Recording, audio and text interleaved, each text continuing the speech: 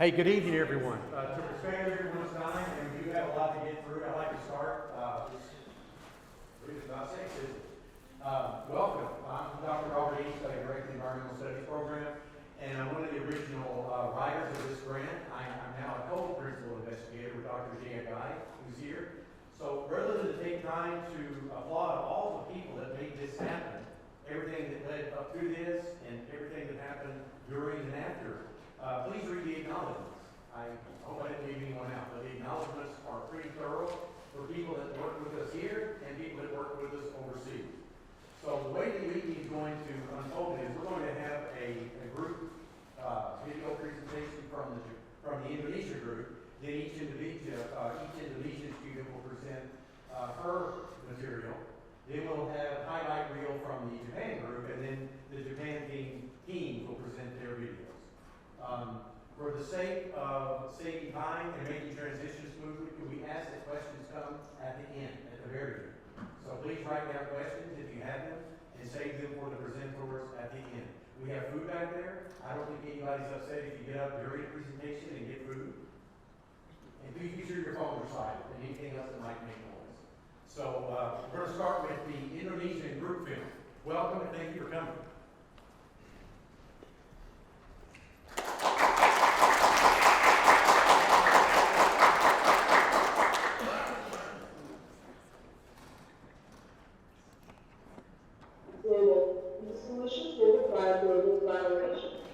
Unfortunately, the world is divided. Humans have a tendency of grouping people by nation, gender, race, religion, age, socioeconomic status. We focus on differences. Humans also fear the unknown. The travel breaks down barriers and facilitates understanding. Travel allows one to have new interactions, taste new flavors, consider new ways of life, and make new friends. This video chronicles the experiences of 7 W&J community members as they travel across the globe to explore environmental issues in Indonesia. So we ask, why Indonesia? Most people in the U.S. know very little about Indonesia, which is odd, given that Indonesia is the 4th most populous country in the entire world. It is a tropical archipelago of 17,000 islands stretching across 3,200 miles. Which, by the way, is wider than the United States. If the United States is a melting pot, then Indonesia is a boiling cauldron. There are over 1,300 recognized ethnic groups and over 300 languages spoken. Islam is the most common religion, but the culture is also influenced by Hindu, Buddhism, Christianity, and other traditions. We focused on Indonesia thanks to W.J. Maxwell scholar Shadia Mahmoud and W&J's Conflict and Resolution Program. Dr. East and Dr. Guy worked closely with Shadia to plan this amazing adventure. To prepare for the trip, we met weekly. Throughout the spring semester, we studied the culture, language, politics, history, and art of the region. But we didn't only go so far. We had to experience it for ourselves. Over the course of 36 hours, we traveled from Pittsburgh to Chicago, Tokyo, and finally to Jakarta, Indonesia.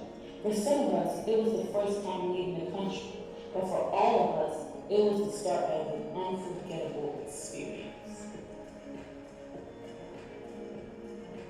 The island of Java is about the size of Pennsylvania, and yet contains 60% of the population of Indonesia. Jakarta, which is the capital of Indonesia, is located in the northwest corner of Java. It is a modern city with a population of 31 million. To put that into context, the New York City metro area is only 20 million. We left Jakarta to meet our collaborators from Mariana Catholic University, even better, in the city of Bandung. This train ride provided us a window into the life and work parts of Indonesia. Flooded rice fields, kids flying kites, entire families on a single scooter, every town with a mosque. The train ride alone was amazing. Our collaborators in Bandung were like everyone else we had met, kind, generous, well-educated, and eager to teach us about their culture. We enjoyed both formal presentations and informal feasts. Being that many of us were students of Drs. Guy and Masawa, we knew the international importance of Bandung, for it was in Bandung in 1955 when representatives of 29 countries convened the first Asia-Africa Conference, which was critical in helping countries obtain their independence from their colonial oppressors. We also toured the Taman Raya Park. While this park had considerable natural beauty, it also reminds us of how fragile society is and the dark times that we go through. We explored a series of caves that were built during World War II. While there are periods of conflict in Indonesian history, there are also many examples of compassion. One example was the Tolerance Village, which is a neighborhood where members of a Muslim mosque, Buddhist temple, and Catholic church work together and share resources to the benefit of all. Jumpa Juvent indeed. No visit to Bandung is complete without experiencing the fantastic song, dance, and puppetry at the Zalung Club Unju. We really enjoyed our time with our new friends at Unpar, but our next meeting was back in Jakarta with Ambassador Aratuli Tobin. To understand a country, you also need to understand its neighbors in the larger geopolitical context. Ambassador Tobin was the former ambassador of Indonesia to Vietnam and a member of the advisory board of ASEAN, short for the Association of Southeast Asian Nations, which includes 10 Southeast Asian nations. She generously shared her time and knowledge with us. We then flew from Java to Sumatra. The island of Sumatra is more than 3 times the size of Java, but has about a third of the population of Java. Our hosts on Sumatra were our dear friend and colleague Shadia Markaban and ICAIOS, the International Center for Aceh and Indian Ocean Studies, which are both based in the city of Banda Aceh, located in the northwest corner of Sumatra. Through multiple formal sharing sessions and informal discussions over meals, we learned about the natural resources on Sumatra, including the extensive forests, mangroves, and reefs. We also learned about potential conflicts between oil palm plantations and environmental protection. To better understand the environmental issues in northern Sumatra, we visited several key sites and enjoyed conversations with the people involved. We learned about the ecological importance of mangroves by visiting a mangrove restoration site. We discussed the economic benefits of oil palm trees, but also some of the negative consequences when forests are converted into plantations. We also had the opportunity to explore some of the less developed areas in Aceh Jaya. We camped on the Semenai River and learned how rescued Sumatran elephants are used to help educate people about elephants and to mitigate negative human-elephant conflicts. In addition, we were able to directly observe the rich marine resources on the island of Samoa. We went snorkeling and scuba diving to see the coral reefs and got up before dark to search for Indo-Pacific dolphins. The story of Indonesia, and specifically Banda Aceh, is not complete without mentioning the significance of its location on the geological active ring of fire. Volcanoes and earthquakes are common. On December 24, 2004, a 9.2 magnitude earthquake occurred just off the coast. The earthquake created a tsunami that devastated the town of Banda Aceh. Our tour of the Tsunami Museum reminded us that almost all conversations about life in Aceh are prefaced by the phases before the tsunami or after the tsunami. On our trip, we saw amazing beauty, discovered new flavors, and experienced other ways of life. We made new friendships. We had new eyes and ideas, and we hope we left a good impression and shared some new ideas with our new friends.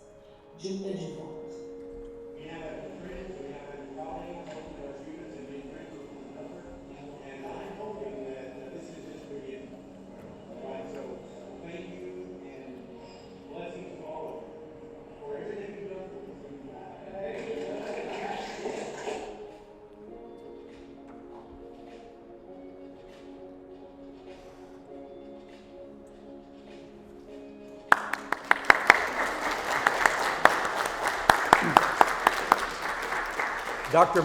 Dr. March could not be here, but he worked with our students, and this is their production, so well done.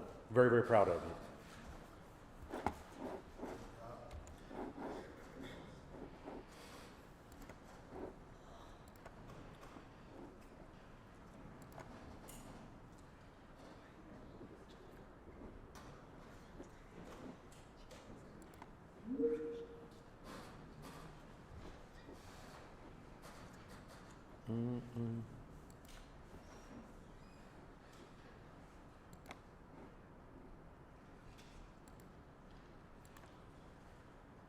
I didn't realize she had become Fly the Frog.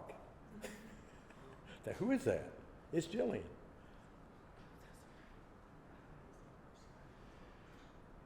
Hello.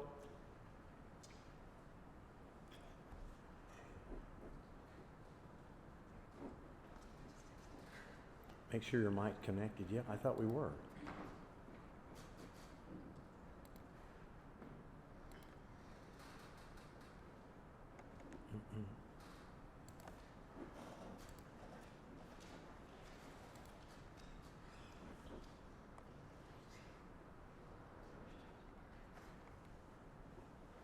Who can present? Everyone, yeah.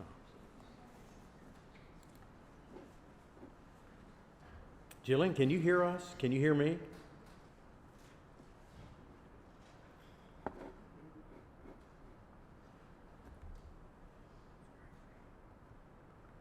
Jillian, can you hear me? We had this working earlier. Jillian, can you hear me? No?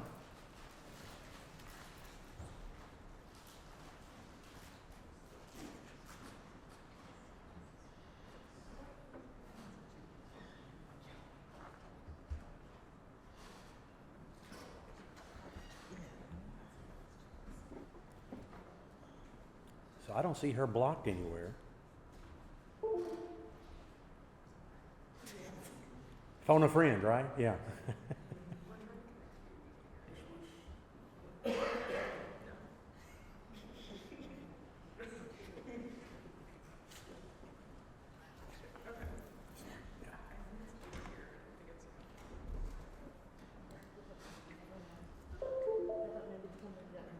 Oh, thank you, yeah. Yeah, it's a maze of wires around here. Well, when Seth was here, everything worked beautifully.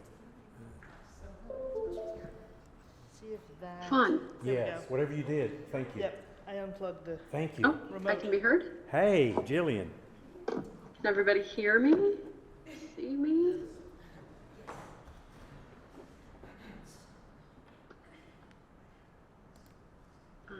Okay. So I'm hearing from Naomi that you guys can hear and see me. However, Dr. East, Can you you hear are us? muted, so I can't hear a go ahead or Well, that was an anything. easy fix. Can you hear me now? I can hear you. I'm sorry, thank you. All right, so is it my, are you giving me the go ahead? Is You that what may this is? proceed, thank you.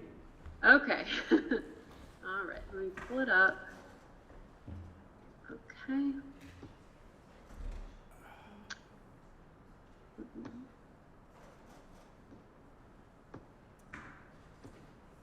Just pulling it up right now.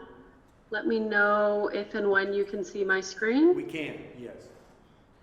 Okay, so my topic of presentation is some of the historic sites we viewed and went to while we were in Indonesia, and sort of how they changed my perspective. Previous to going, I had done my capstone research project for political science on how development, economic-wise, happened in Indonesia and in China, and sort of how we can look for a model of what developing nations can do to sort of help themselves and protect themselves. So I was pretty familiar with the economic history of Indonesia. So going to some of these sites that had been so major in my research gave me a whole new perspective on what had happened. And, you know, some of the things I had thought were maybe beneficial for the economy, I got to see a real world view of how they actually worked and how they affected the real people who felt them and lived these events. And it did change my mind on how I characterized some of the things that we went and saw.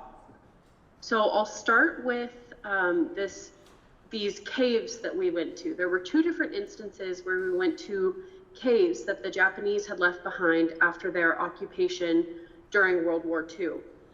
One set of caves was in Bandung. We went on this amazing, marvelous hike through this, I don't know if you can see my mouse, but I have the title of this national forest here.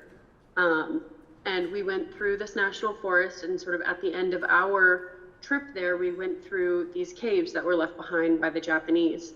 And also while we were in Sabang, about a week and a half later, we went to another set of Japanese sort of war settlement sites that were left behind, and they were sort of these scars on the natural landscape that were remnants of the occupation and the war. So I'll go through these bullet points.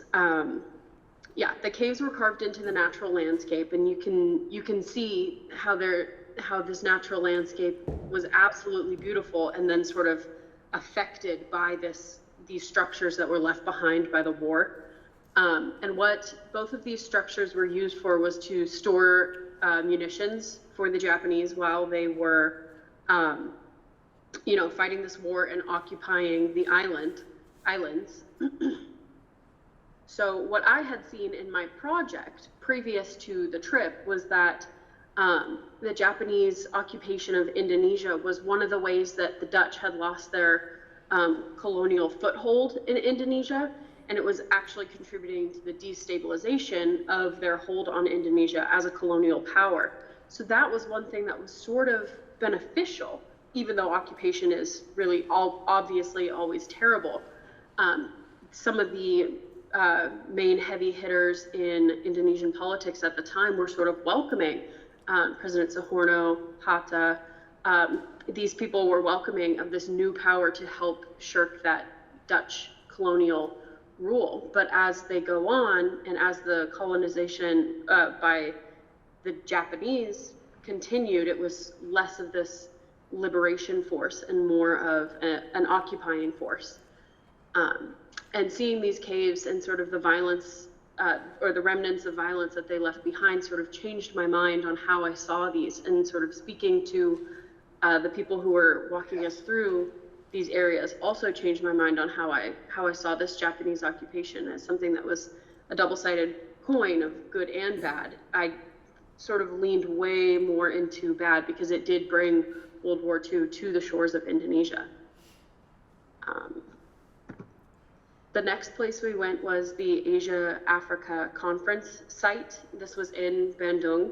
It was an absolutely magical place to visit because this conference, I'm sure people have already talked about a little bit, but this conference was coming together of all these world emerging nations in Asia and Africa, ones that were sort of getting rid of that colonial influence and bringing in new waves of power and new groups of people to have new ideas on how to raise these nations.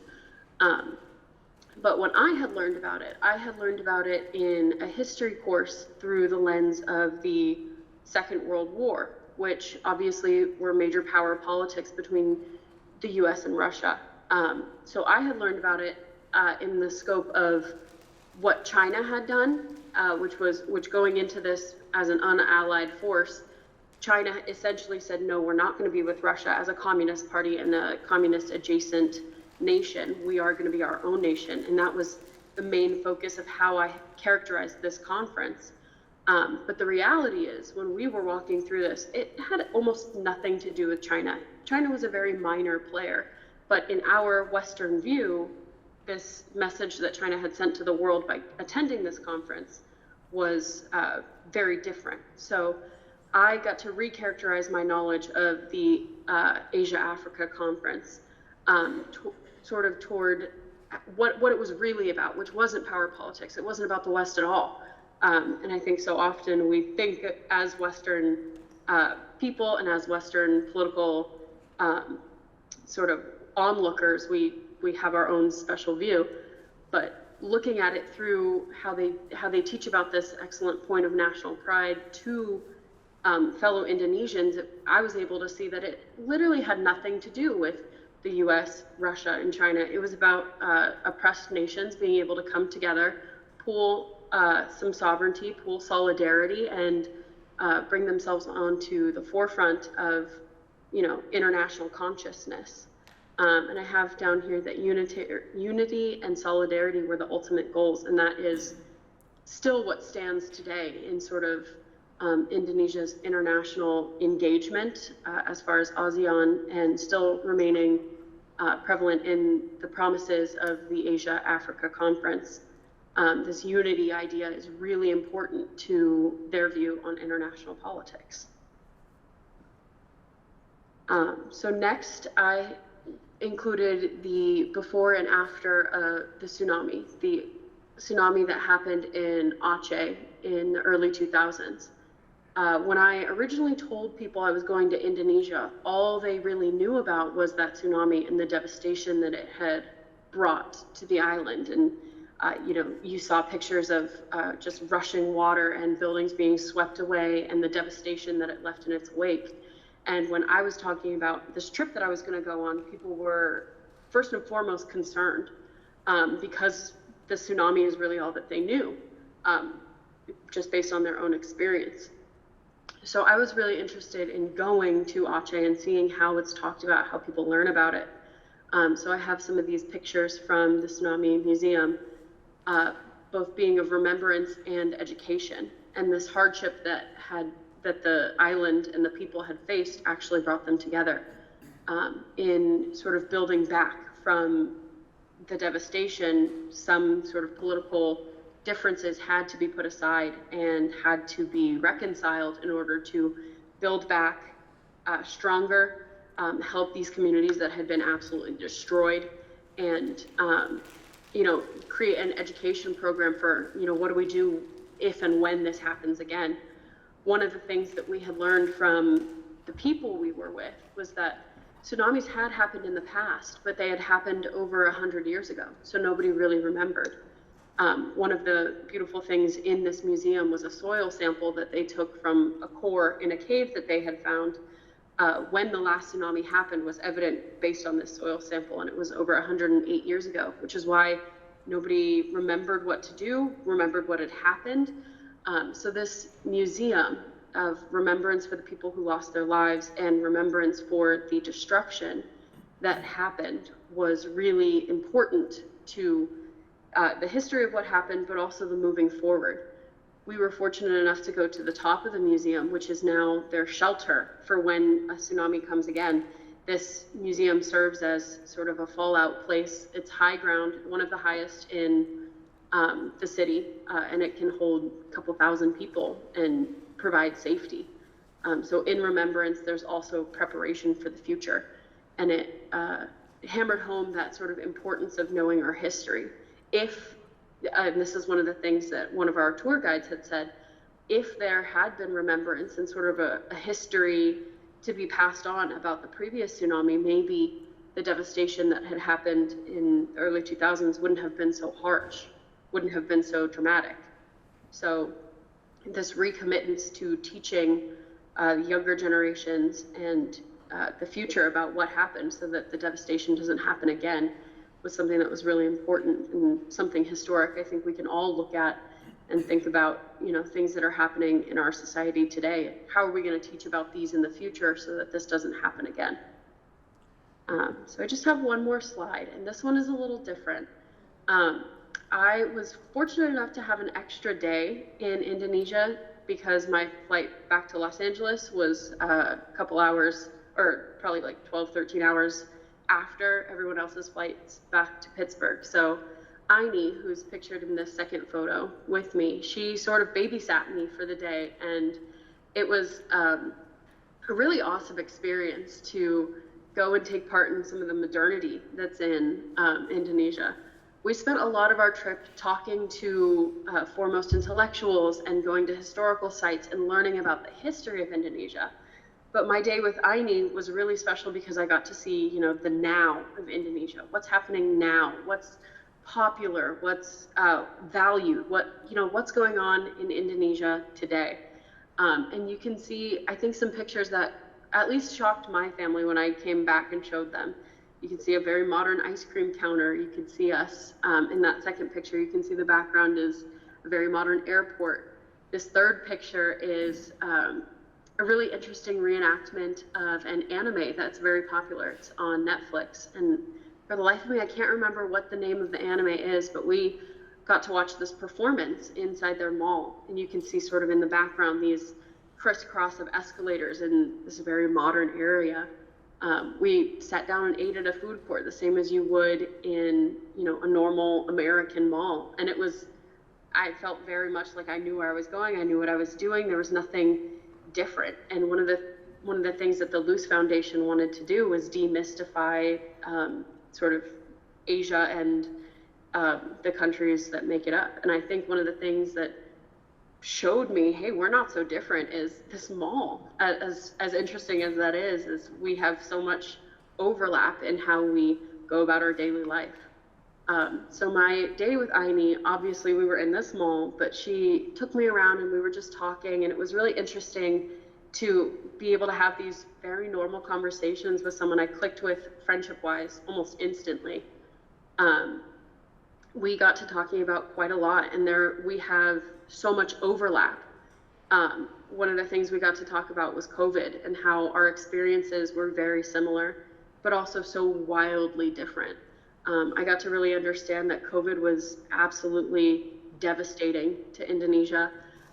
Unfortunately, Aini had lost her mother to COVID, and she was describing how there wasn't more than 5 minutes in the city where you didn't hear an ambulance go by, and there was just a very dark, heavy feeling on knowing what that meant and knowing the devastation that was inside that ambulance. We got to talk a little bit about communism in Indonesia, and she was telling me how it was almost embarrassing for people in the nation to think back on how things were handled and how people were prosecuted, and, you know, what did we gain out of this, and what was the cost, and was it worth it? And to see her try to explain to me how interconnected and complex these ideas were of communism and development, and just so much. I could have listened to her talk for literally hours. But then, you know, conversation developed, and we ended up talking about our Netflix shows, and that's when we saw the performance in the mall, and it was really just an awesome experience. We ended up going to a petting zoo later that day because we were just sort of looking around for things to do, you know, what can take up a little bit of time. And finally, one of the things that really demystified Asia, as the LIASE Foundation was trying to aim, was Taylor Swift. There was not a single stop on our trip where I didn't meet someone who wanted to talk about Taylor Swift or the Eras Tour or the album that just came out. And it was very much a warming sensation for me, because I was like, wow, even though we're across the world, we have way different lives, but it doesn't matter. This music and joy that we get from, you know, being a fan, and it was just really amazing to have these connections based on, you know, not just our political thoughts or sort of the historical aspects of our trip, but be able to make connections based on, you know, the things we love, and the things we love, the music we listen to, the TV shows we watch. It was really awesome. And I thought it was really important, while talking about the historical places we've been to throughout our trip, to also mention, you know, what's happening today. What are these connections we can make with people that we met based on things we love today? So yeah, that is the end of my presentation. Let's come back to the Zoom call. Thanks for listening. I can't see any of you, but I hope you enjoyed a little bit. We did, Jillian, thank you. And if there's... I cannot hear anything. Thank you for joining us from California. If there are any questions, can we send them to you in the via Sure. the Teams, because we need to move on. Thank you, Sure. and stay well. All right, thank you so much. We did go out of order to let her, you know, for her convenience, and so now we're going to get back into the order, and it's Tanya is up now.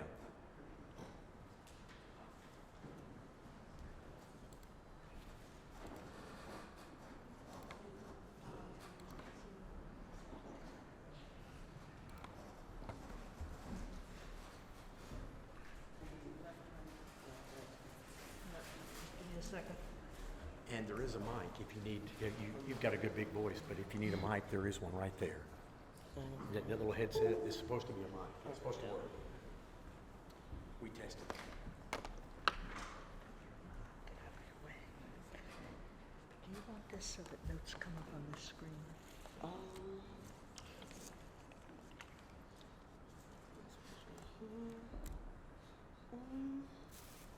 Yeah, so whenever I switch on here, it'll still switch on here, right? Okay. So, yeah, that's fine.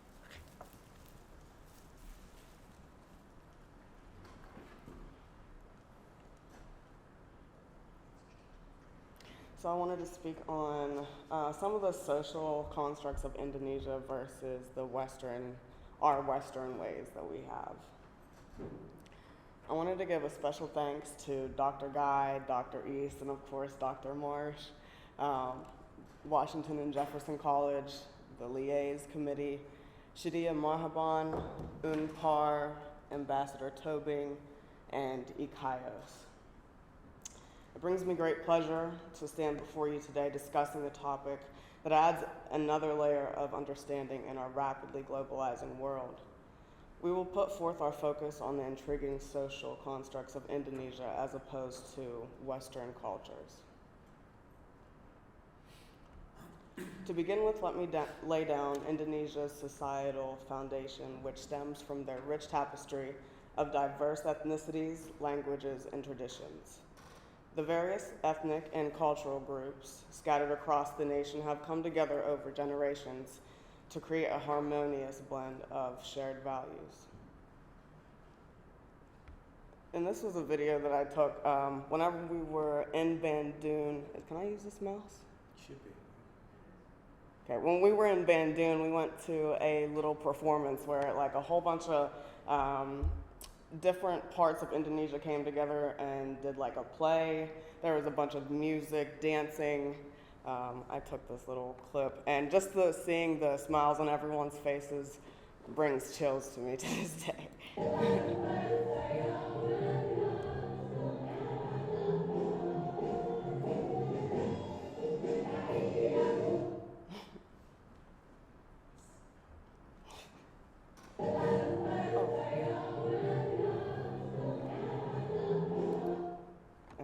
Sorry.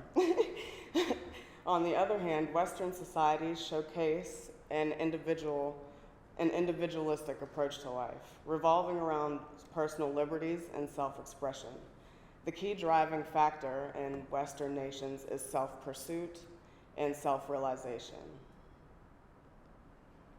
Now let us dive deeper into the different aspects of these contrasting perspectives. In Indonesia, placing the needs of one's family and community holds paramount importance. Traditions and customs are faithfully practiced due to their pivotal role in enriching relationships and strengthening ties within communities. In contrast to this collectivistic notion, Western values emphasize personal rights and freedoms. Such an individualistic model places focus on self-efficiency, fostering creativity and entrepreneurship, while also impacting interpersonal relationships. One striking difference that needs emphasis is the manner in which conflict resolution takes place in these societies. Some sociologists say that communication styles in Indonesia tend to employ concatenance as a way to preserve smooth relationships between individuals. This behavior stands in stark contrast with Western cultures, where it is generally common for us individuals to candidly express opinions and or disagreements that we may have. Yet another aspect these two cultures differ is their family structures. In America, once our children reach adulthood, we tend to lead independent lives like how you all are here at college. Home in Indonesia, however, it's common that people live with family members under one roof, staying close to one another even after they are married and their children and have had children of their own.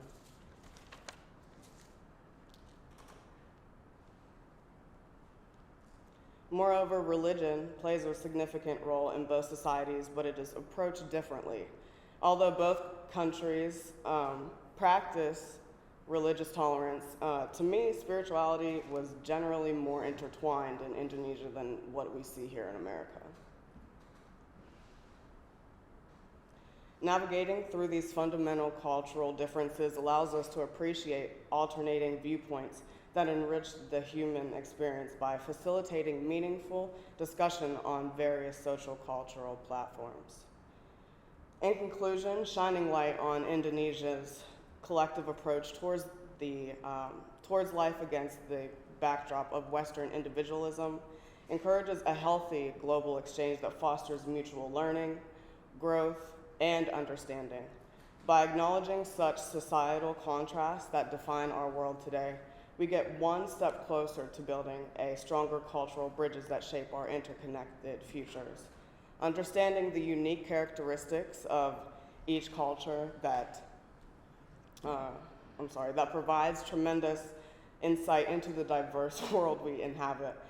By recognizing these differences between Western and Indonesian cultures, we open our hearts to grow and acknowledge the value that each cultural perspective adds to our global community. And before I say my thank you and goodbye, our friends from Indonesia wanted to say hello to everybody.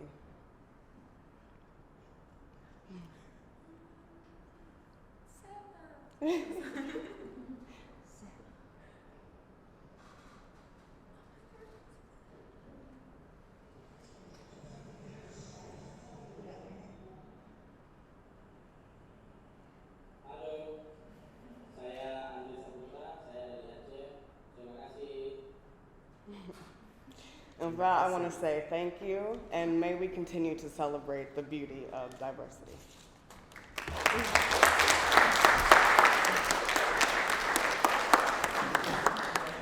Thank you, Tanya, very much. Terima kasih.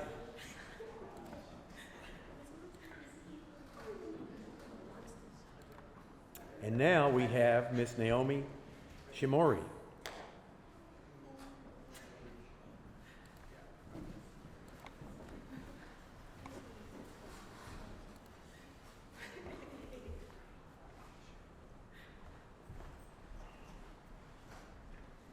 Good evening, everybody, and thank you for coming to tonight's presentation. I'll be discussing conflicts between humans and nature in Indonesia, mainly focusing on our experience with rescued elephants in Sumatra. So here we are at the Hermes Hotel in Banda Aceh, being told we're driving 3 hours up a mountain to go see some elephants, and that is probably the best thing I've ever heard on a trip. So we travel 3 hours up mountains, watch monkeys jump across the road like they're squirrels in America, and enjoy the beautiful sights in nature to arrive at the Conservation Response Unit in Sempunit, Aceh Jaya. The location seemed small and underwhelming, but it had so much great potential.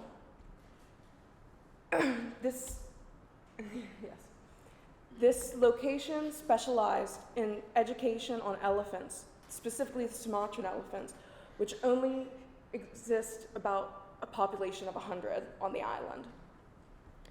This organization finds abandoned elephant calves and rehabilitates them and uses them to educate wild elephants to stay away from rich natural resources that also exist on human-owned properties, such as farms. These elephants then teach the wild elephants, don't go towards the people, they're going to hurt you. And things of that nature. They are also used to educate people like us who've never had the experience to be up close and personal with such beautiful, gentle giants. We only got to see one elephant when we arrived, and she was peacefully picking grass with her keeper and enjoying the cool night as we prepared for a long night on the shore of a tropical river.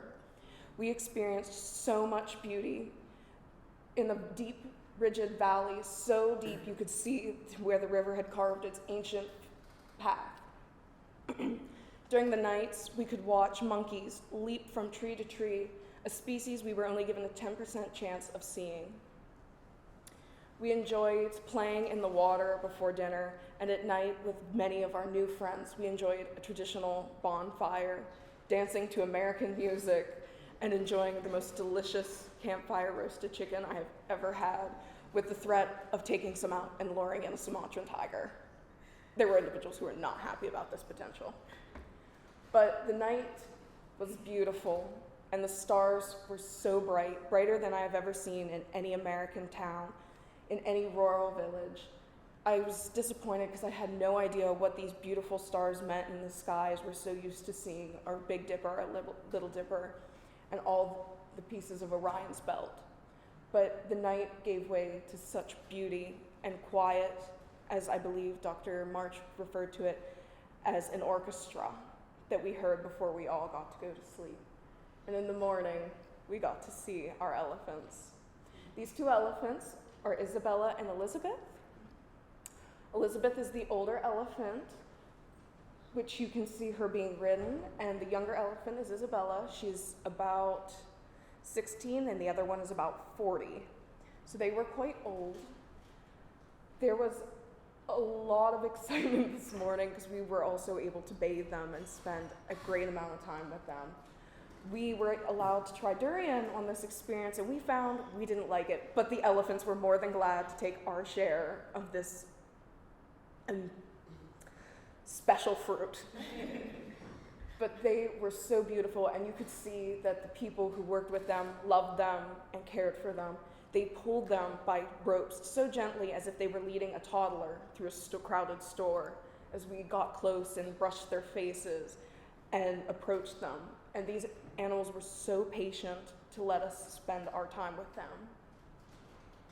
So we did get in the water, and we got to bathe them, and these animals were so involved with each other. They were a community. There was a deep tie you could see between the two of them as they interacted, as the other reached out for another, sprayed water on each other, and they were just so beautiful. Eventually, we did have to say goodbye to our elephants. The heat of the day would be too much for them, and they enjoyed the cool of the jungle around us. But it was an experience once in a lifetime, because how often do you get to spend time with an endangered species? How often do you see the animals on those commercials? The clouded leopards, the tigers, all these things of all these different varieties, but how often do you get to reach out and touch one and spend time and see how important and vital their existence is to a community and to their environment around them? And why do these people do this? Because they want to see a better tomorrow for all of us. They want to see these elephants, these gentle, large creatures, enjoy their habitat. It was just a once-in-a-lifetime experience from day one when they said, there's great potential you could be seeing elephants. Everybody's jaw dropped open, and truthfully, it was something that only you could experience in once in a lifetime. And I have to say a wonderful thank you to Drs. Guy and East for selecting me to go on this trip and putting in so many hours for the grant, to my friends who I made through the classes and through our experience, to the people who are not with us today but are far in Indonesia and will take a small piece of my heart everywhere they go. Thank you everyone for coming and watching this presentation.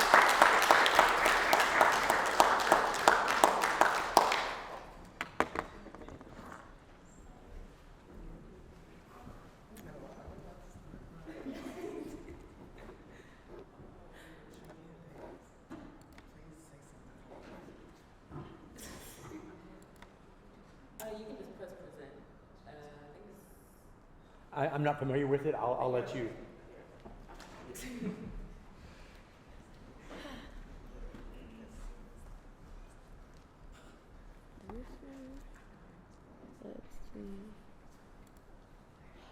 Perfect. All right, are we all still awake? Y'all sound so dead. I'm about literally to present on religious tolerance. You guys should be excited. It's something this can be a possible PhD paper, so you may want to listen up. So, one thing that I found very interesting that I actually took into like an interest in before we even left was religious tolerance within Indonesia. Now, the base I'm going to present this on is actually the religious tolerance in Indonesia through the means of community, which is very different than my perception of it before I left. So, actually, I can just use this. Perfect. So, before I left, I did research and I found a lot of religious intolerance within Indonesia. And I asked a lot of questions about it. I was like, is it safe to go? I was like, it seems like there's a lot of violence. It seems like they have a lot of political unrest in regards to their religion. So let's watch a quick video on what my perception of religious intolerance in Indonesia was before I left. Oopsies. Can I do this? There we go. Perfect. Human Rights Watch research in Indonesia shows a very worrying uptick in religious intolerance, which is being expressed in acts of intimidation, harassment, threats, and deadly violence. These incidents are occurring with alarming frequency on a weekly basis, sometimes even on a daily basis.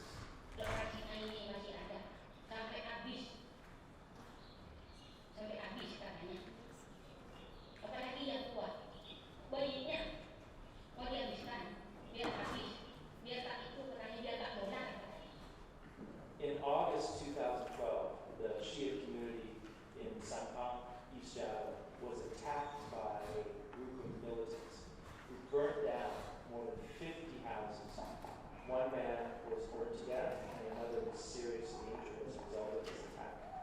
The local police and government officials on the scene did nothing to prevent the violence which ensued, even though the local Shia community had warned the police and had pleaded for intervention.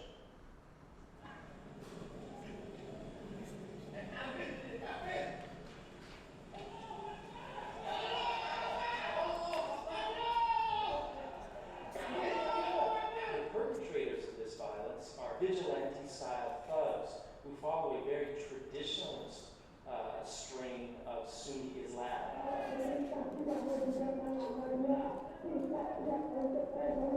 And who seek to impose their intolerance on the entirety of Indonesia. The Jefferson attack was really the most brutal attack that we've seen in Indonesia in recent years. A group of Islamist militants attacked a community of Ahmadiyya and bludgeoned to death 3 members of that community.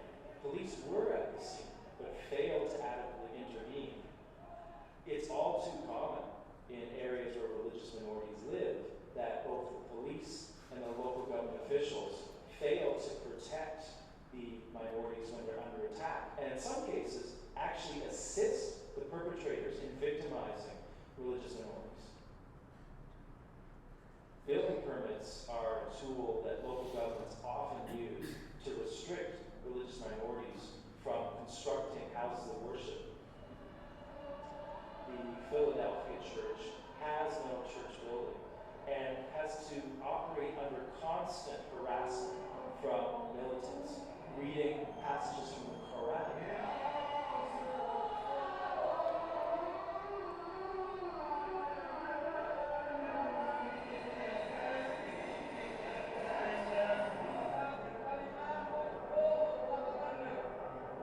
They've also been subjected to attacks with sewage and urine and garbage, even though there's a Supreme Court order that is supporting their right to build a new house of worship. The local authorities refuse to allow that to happen. Indonesia has a reputation internationally as a country which has successfully balanced religious diversity with religious tolerance and harmony, but that reputation is increasingly undeserved. President Yudhoyono needs to act decisively. He has to impose a zero-tolerance approach toward incidents of religious violence and intolerance. He needs to make clear that the victims will be protected, that the perpetrators will be punished, and the law will be enforced. Okay, so now we're back at the presentation. So, doesn't that video bring some worry? Going there as a Christian, you're like, excuse me, I don't know what this is. It seems like there's a lot of violence within the nation. It seems like a lot of unrest.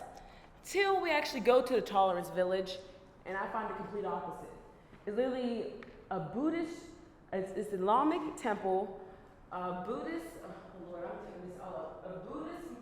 Islamic mosque, a Buddhist temple, there we go, and a Christian church, there we go. We're all on one street, operating harmoniously. It was very surprising from the study and the research I did prior to. So when I came and found this, I was like, this is nothing of what they told me, this is nothing of what they showed me. And I learned so much by talking to each and one of the leaders that actually taught us through different presentations, because we have opportunity of visiting each and having personalized conversations between each of their leaders. So I did my own research, following to this presentation of understanding what module did they follow, what structure of understanding does this come about, because most people in our society, their main dispute is based on religion and culture. You find that, especially with the melting pot that Indonesia is, you think that there would be a lot of conflict there, and how the first video that I showed would actually be right. But I don't understand how they could possibly enact this structure of harmony within religion and ethnicity and culture within one grouping. So some people got the papers. I'm so sorry, guys. I think that visiting people would show up. So, but for those who do have it, I basically print out a structure of the models of interfaith religious tolerance that I believe that they actually follow. So we have a pluralistic village officials, which based in the construct of this pattern is the distribution of power by embracing and providing equal space for all the groups in the village without any discrimination by the majority of Muslims for the Hindu Christian minority according to Rahman. This aims to maintain the harmony of the village as a joint responsibility. So that's one thing that we did see, is that they actually work together. Whenever one throws an event, one will say, well, we'll help put up chairs with you, or we'll help clean up the streets before you have one. Very different than what we understand religion to be. It's very divisive, there we go. And then we have multicultural gathering, which is the construction of this pattern is to give space for socio-religious traditions, inclusively regardless of the background of belief. So they practice different rituals together, which means that, say somebody at the Christian church is having an event, which is based in their religion/culture, they'll invite people from the Islamic mosque to come over and join with them, which means that they didn't become selective in their own religion. They become protective of their own culture. They didn't exclude people because they were of a different religion or culture. They actually welcome them. And then multicultural families. The saying is the construction of this pattern is a family structure of one house, three gods. This is one family in one house, but there are different believers: Islam, Christian, and Hindu.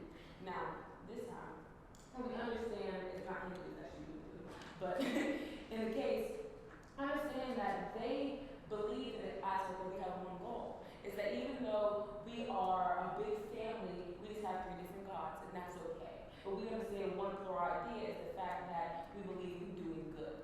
And they base their full ministry and their full connection on the basis of doing good, rather than the separation that you are this and I am that. But they actually work together to create one concept of family. And then the inclusive. The construction of this pattern is to invite people to always do good and to prevent people from doing bad in a polite manner, and understanding of substantive religious doctrines by emphasizing on similarities rather than differences among the three religions. As I just stated, about they made a goal in it. They said, well, the basis of every God that we serve is to bring good. So that means that it's our job in this society is to bring good above all, show love above all. And they taught, and they said that, and basically preached that to us in every single church that we basically visited. They said, we're just here to do good. Even though one commonality is that we are supposed to love. Every single one of us are supposed to love regardless of our divisive actions. No matter that you're Islamic or is that I am Buddhist, we're above all, we're supposed to love and care for each other. That's one that all of our gods have in common. And lastly, multicultural tombs. The construction of this pattern is to make the village cemetery area become a place for all citizens to be buried regardless of their religion. Now, we didn't learn this so much with this group, but in this model structure, we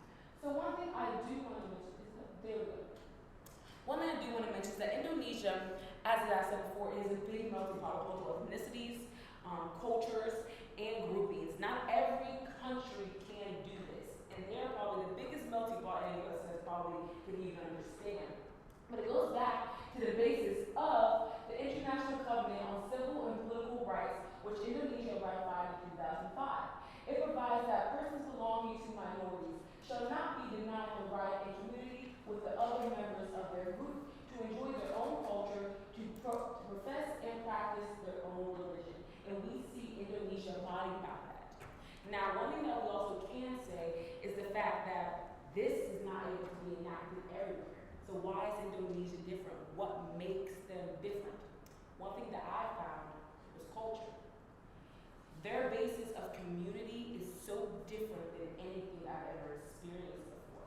They put so much value and emphasis on community and working together. I've never seen a community that's based in collectivism really practice it as much as they do. As you see through all of our stories and all of our presentations, they treat us like we were their family. They believe in their own families as being an interconnected tool to be able to spread resources for others. I remember whenever we were riding in the car with Shadia, she said, we don't have homelessness. Even homeless people have houses. They said, they don't sleep there, because houses are passed down through generations. And whenever we know somebody's homeless in the community, we give them food. We know that they're poor, so we give them food. I said, ain't this something? Why do we have this? They have a way larger population than we do, and we can't even do that? We are richer than this country, but yet we can't do that? So one thing I found is that even though this is something that I did not think prior to, and Indonesia did have its issues of religious intolerance prior to us taking our visit, I found that even their initiative to create religious tolerance is magnificent, and not many people or countries will be able to emulate their efforts. And even whenever we met with the people in the Islamic mosque, they told us that they have had the UN reach out to them and say, be able to keep creating this initiative in other places, and it's not been easy to do such. So I wrap up my presentations understanding that the reason why Indonesia is able to have this religious tolerance through the needs of community is because the basis of their community is based in culture, values, selflessness, and that is all. Thank you.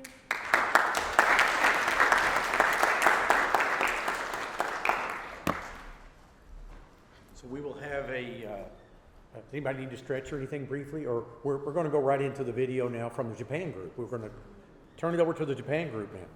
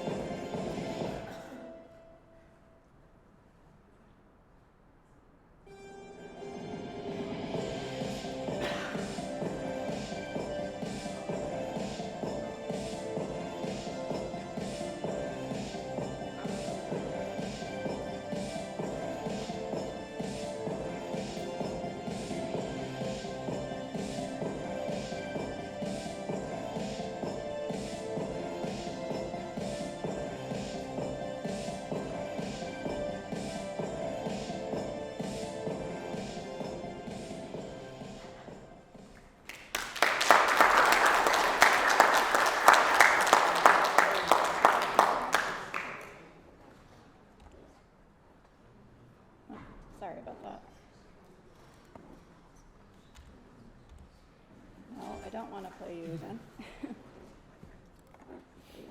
All right, so first up, we have Tiger presenting on tea making. Good evening, everyone. Today I'm very honored to be in front of you guys here to present tonight's symposium about Japanese tea farming and the tea production process. My main focus will be exploring the environmental friendliness of tea farming and the production in Japan. I'll use the mouse here. Okay. So tea farming in Japan. From my research, what I noticed is that they use a very unique way, tradition in tea farming, which is called chagusaba farming, which involves using dried Japanese pampas grass and bamboo grass to enhance the quality of green tea. From my research, what I noticed is that the three big takeaway was that why is chagusaba farming so sustainable? One is the farmers use sustainable practices, so the farmers prioritize using sustainable practice over chemical pesticides and fertilizer. And two, it's very environmental friendly and beneficial. Ways is that it contribute to soil conservation, preventing soil erosion, and regulating water flow and reducing flood risk. Another one is that chagusa farming has been used throughout Japan, has been used by many farmers, so it's very rooted into the Japanese culture, showcasing the connection between agriculture and environment and reverence for nature. Here's a little video that I took when I was there of the farm. Oh, it's asking me to sign in. I don't know why.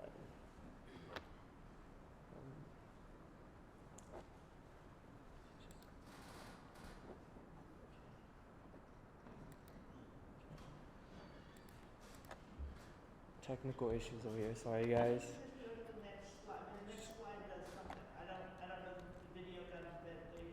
Oh, did it get embedded?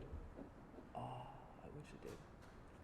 Sorry about my mistake, but the video basically is I took a video of the farm showcasing the tea farm. And now we'll move on to the tea production process, how it goes from the farm to the tea to the raw tea processing plant. So the first step is that in mid-July, or actually mid-April, the leaves are plucked by hand or harvested by machine, and then transported to the raw tea processing plant. And right here, the first picture, you can see it's a weighted scale, which basically weights the tea that is being brought to the raw processing plant. And it's estimated that 7 tons of tea are processed per cycle. And then on to the next slide. The second picture is this is stage 1 of the tea process. So it actually began. So this is where the tea are stored, and then it keeps and it keeps and maintains freshness for the tea leaves, and then the tea leaves will be transported into a tea. I forgot the name of the machine, but it transported tea leaf into to the green tea steaming machine, which basically steams the tea leaves, and then from there it will be cooled by this machinery on the fourth picture, which is called the cooling machine. Basically, what it does is just cools the tea leaf, and it removes the surface water.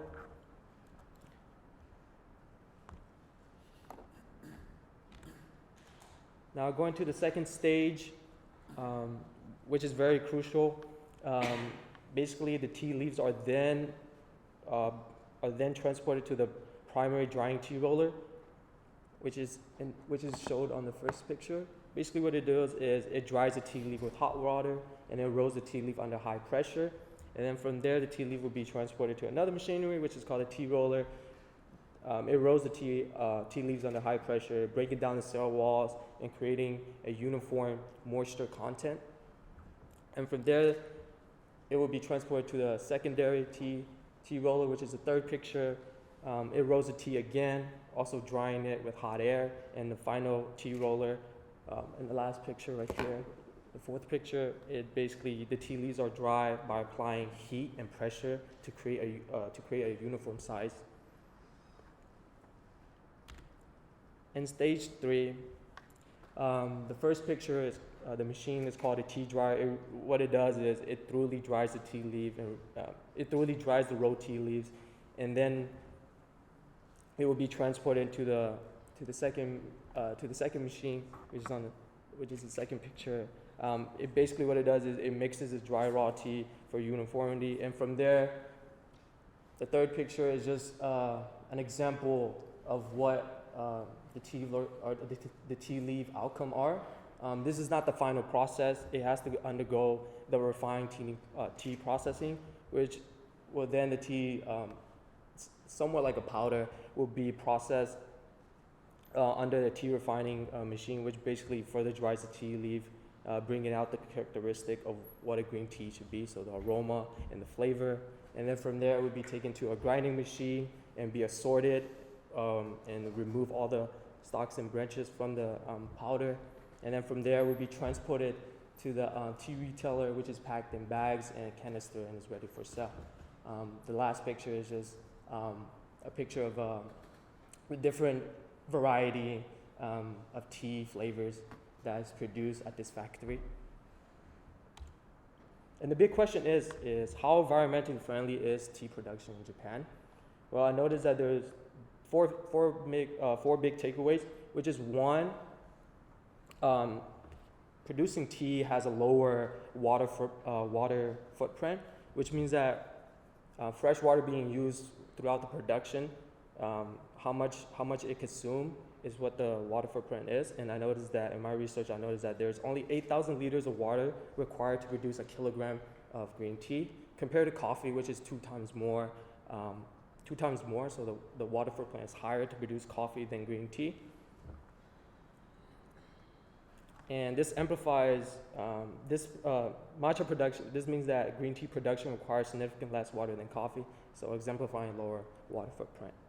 The second big key takeaway is that there's lower carbon footprint. So to produce tea, it generate less waste and carbon emission, because when they were what I noticed that the farmer was telling us is that when they were making green tea, they used all of the tea leaves in the production process, so there's no waste as well. The third big takeaway is that it's very sustainable.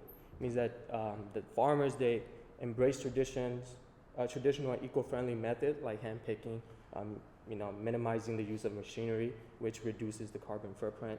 And also, the last big takeaway is that to produce tea, you can't really produce it in mass quantity because the leaves are seasonally dependent and geographically limited.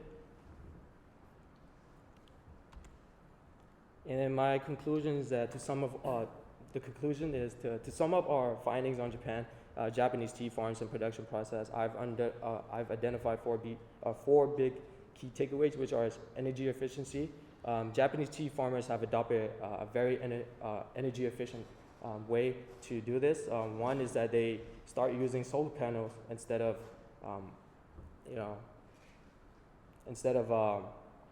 burning coals and stuff like that. So this is very good because it reduces greenhouse gas emissions. 2, organic farming. So like I said before, farmers there they try to avoid using pesticides and fertilizer to protect the environment from chemicals, and they try to stick to organic and natural methods. Third bullet point is that community engagement. Japanese farmers prioritize sustainability, benefiting both the environment and social responsibility. And then last one is water conservation. So efficient irrigation systems are crucial for tea cultivation as they reduce excessive water usage and lower the water footprint. And that would be my presentation. Before I conclude, I just want to say a big thank you to LIASE Foundation, all the professors, because this is a once-in-a-lifetime opportunity, so I'm very, very grateful. So thank you again. Bye.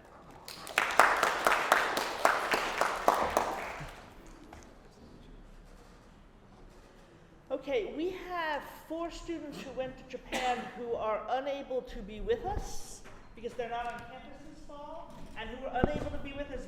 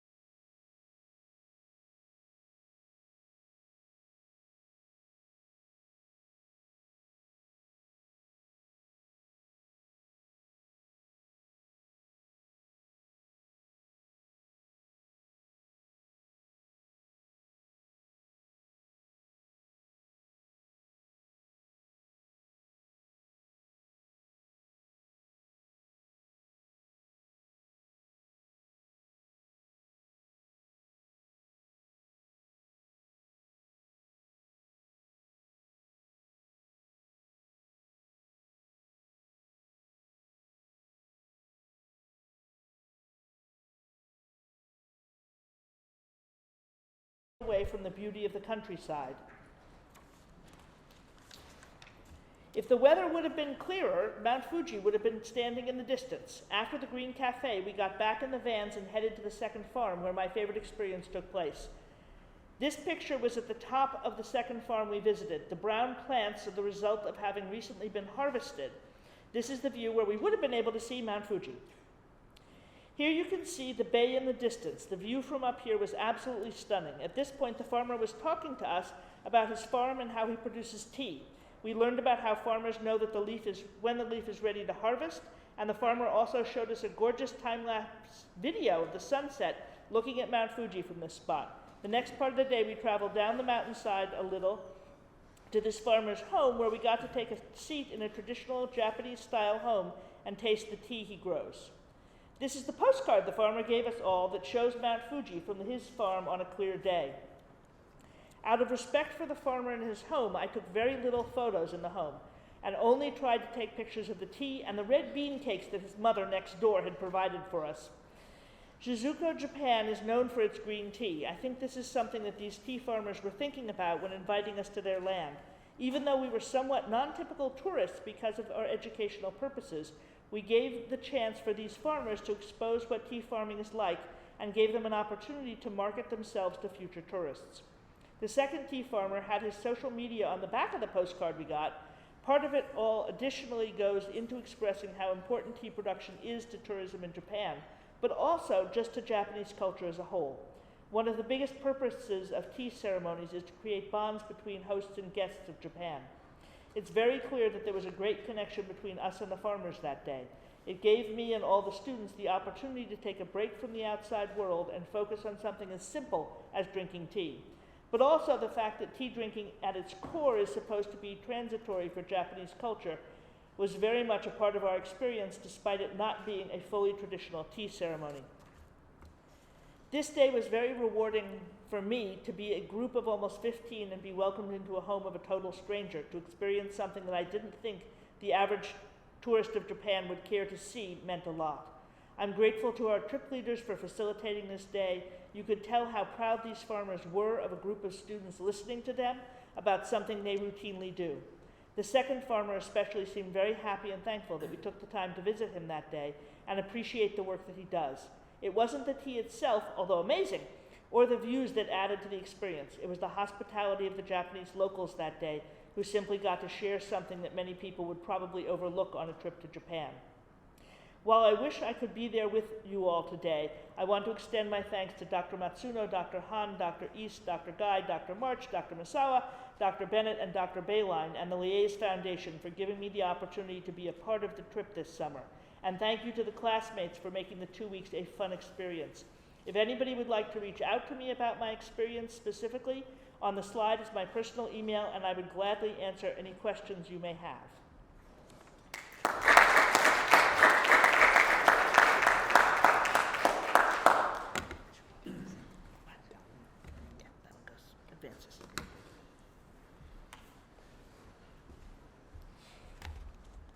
Okay, Hello, my name is Caden Kim, and today I'll be presenting to you the lifestyle of Japan and a healthier lifestyle. So in Japan, we got to see many different things, and the things that I wanted to focus on and that I observed specifically was the lifestyle of Japan. I'm going to be talking about the Japanese transportation and the Japanese food. So while in Japan, we use the Japanese public transportation a lot. Public transportation was used to travel from different cities, and a lot of people besides us used public transportation too, which I found was very interesting because when you compare that to the US, public transportation is almost looked down upon, and not a lot of people use it because it's not as involved and it's not as integrated in the city. However, in the case of Japan, the public transportation was very integrated to the city, within the city, and other cities too, so it's very easy to it's very easy to go to point A to point B. Additionally, people of all ages were able to use the public transportation.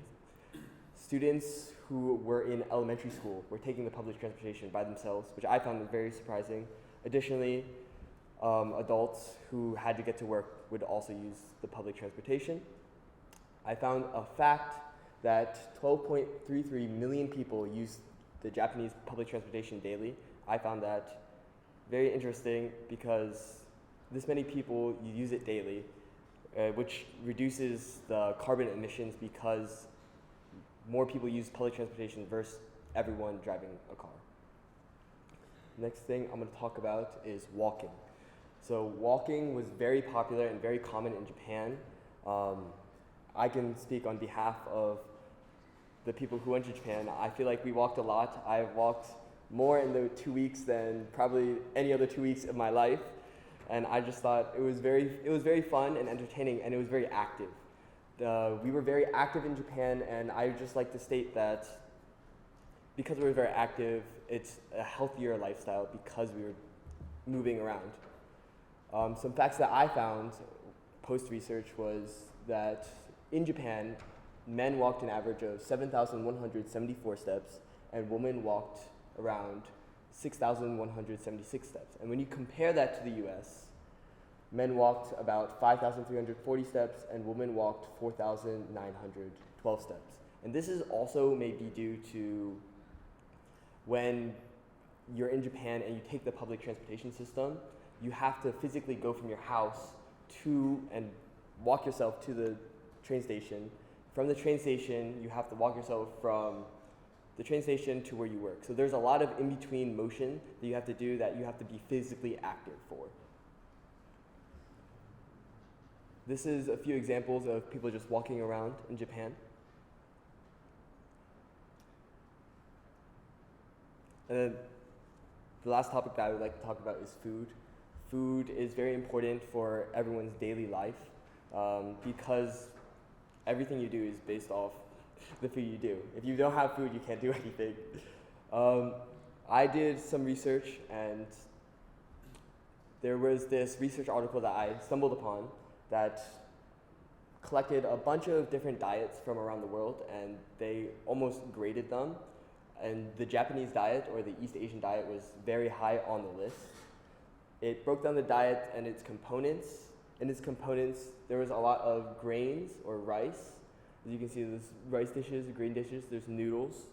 There was also a bunch of fish. The Japanese diet consists of a lot of fish. You can see there's raw fish, there's sushi, and there's the cooked fish right there. There was also a bunch of soups. The soup to the left, actually that's your right, my bad. And then there's a bunch of pickles. If you can see, there was a few pickle dishes. There were side dishes. There's a lot of pickles in. I'm sorry, I don't have a picture, but if you see, there's some pickle dishes on the convenience store.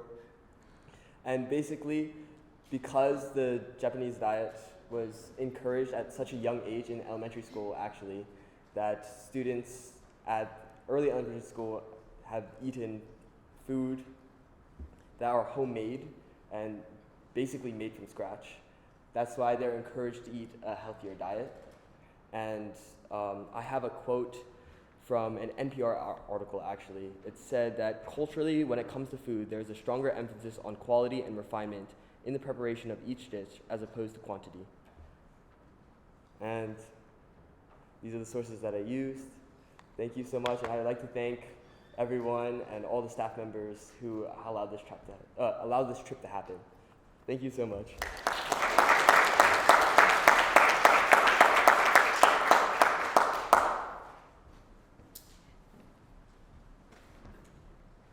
All right, so one of the students who couldn't be here tonight was Carmen Lohner, and she just wanted to provide some reflections on what she witnessed as she saw this country for the first time,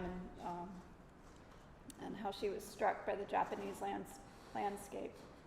So while I was in Japan, there was something about the forests of Japan that I loved so much. The ecology I was surrounded by made me feel at home at times, as it reminded me of the Appalachian Mountains. Even just looking from the bullet train or car we took for some trips, the landscape was mountainous and misty. While at the Fushimi Inari Shrine, there were monkeys in the woods that we were warned about on signs. I was nervous that they'd come out, but it didn't stop me from exploring a bit. We saw a shrine with a cat, and I found it so amazing how shrines could be just in the forest, just where you would least expect them. That was the best experience I had on this trip. We reached the top of the mountain looking over Kyoto, and I wouldn't trade that experience for anything. I'm so thankful for what this trip gave me and what I learned. And part of what Carmen observed is sort of a lead-in to what our next student, Paul, wanted to present on, regarding the importance of religious sites in preserving green space in Japan.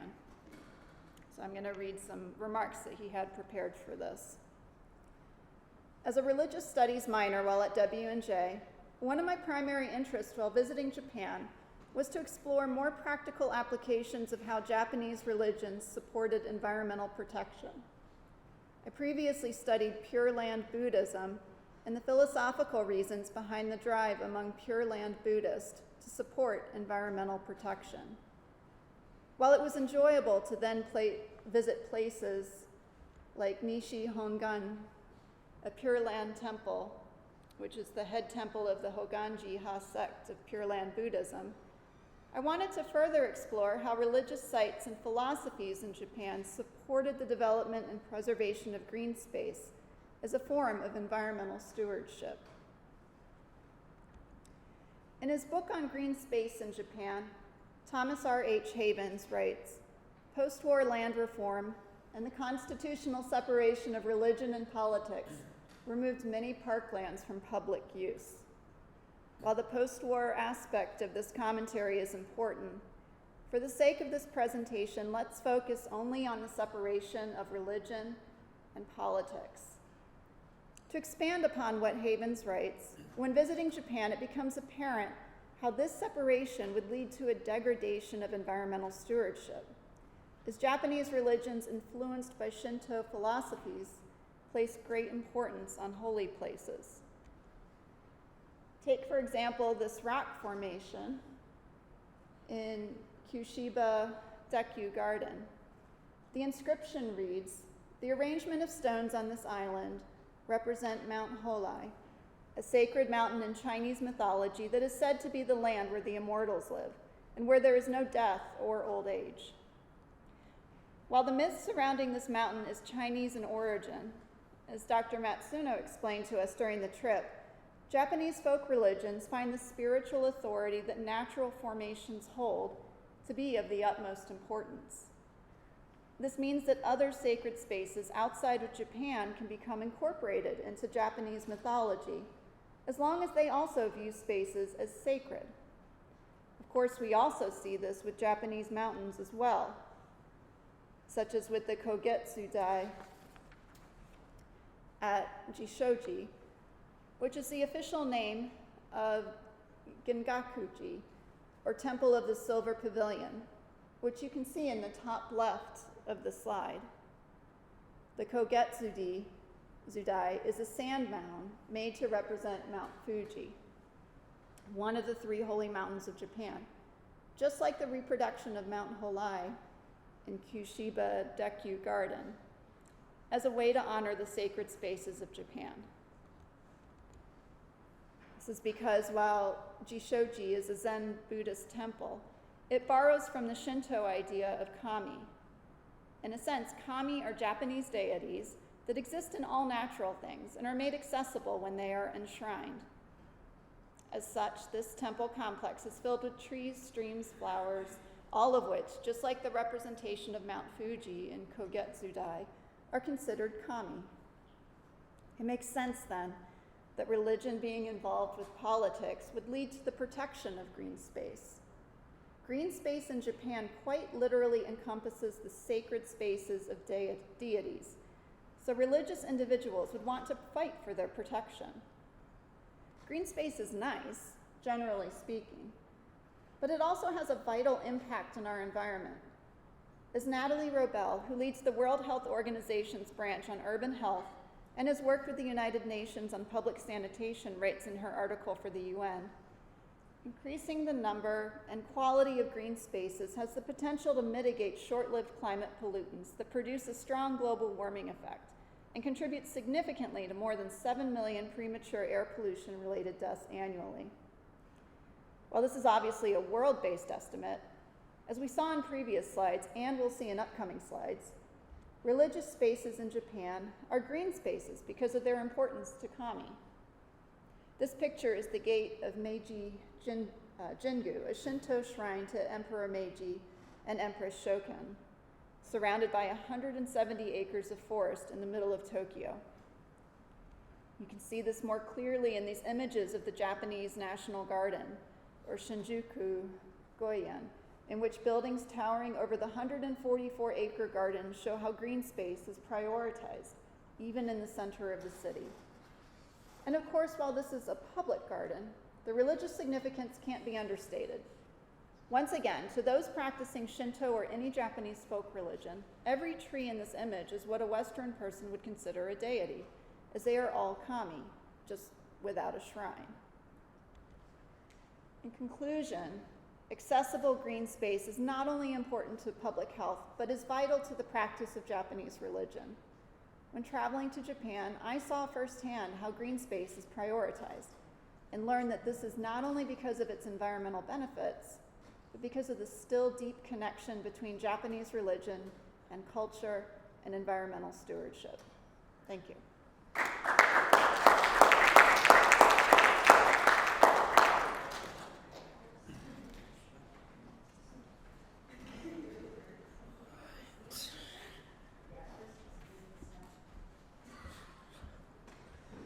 Hello everyone, my name is Max.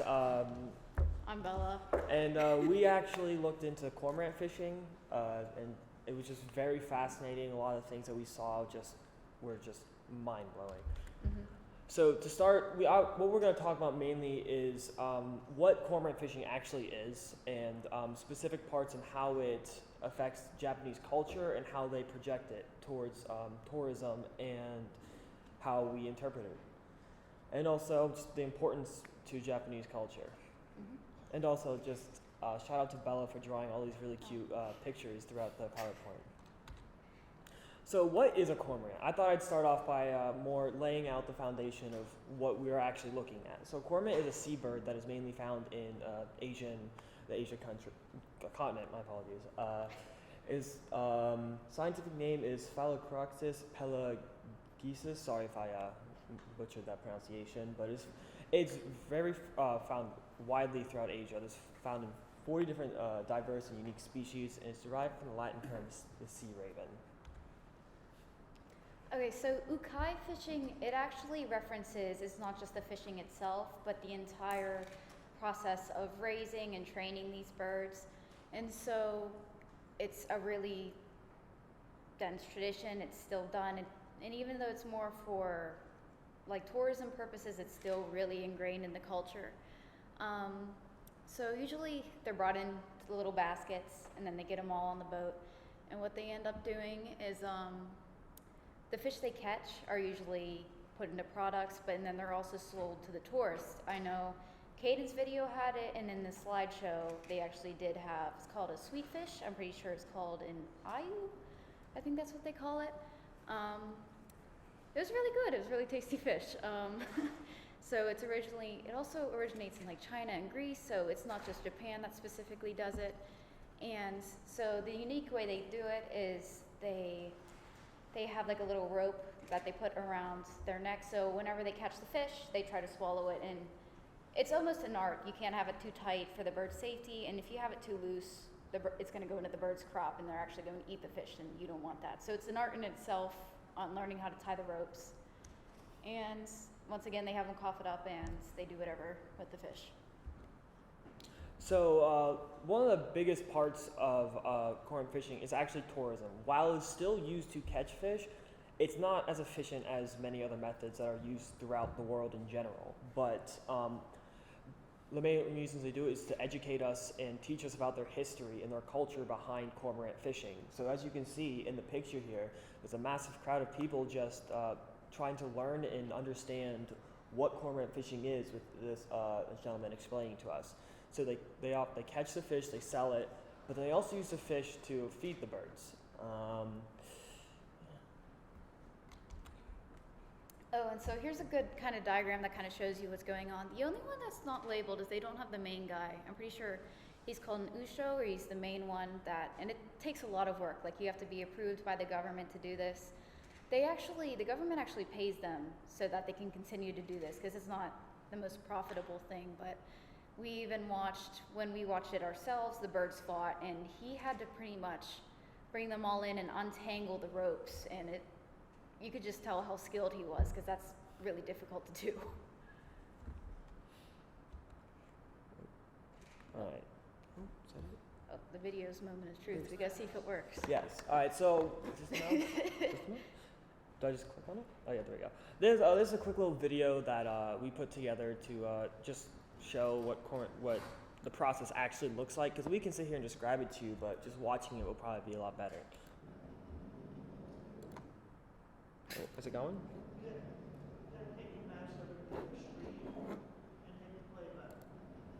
Play button. There's no play button on the other screen. It's not working. You see what I mean? Like, I hear it. I hear it, yeah. Okay, anyway, so that sound he's making, it encourages the birds to keep going.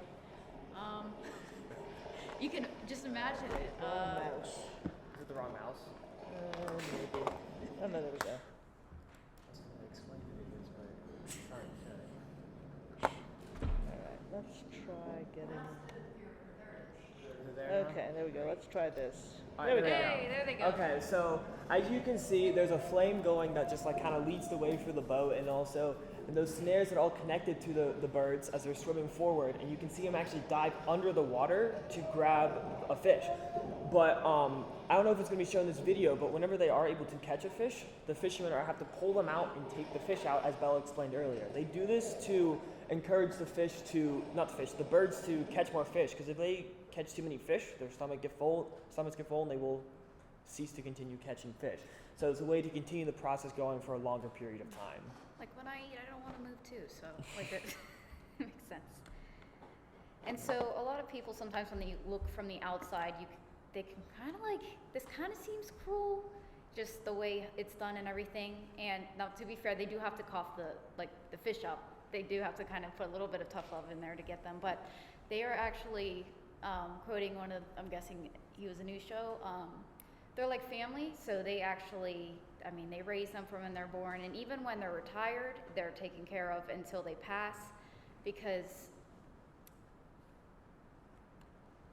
they're pretty much it's like a real commitment. It's not just throwing the birds on the boat and going fishing. Like, you really have to take care of them.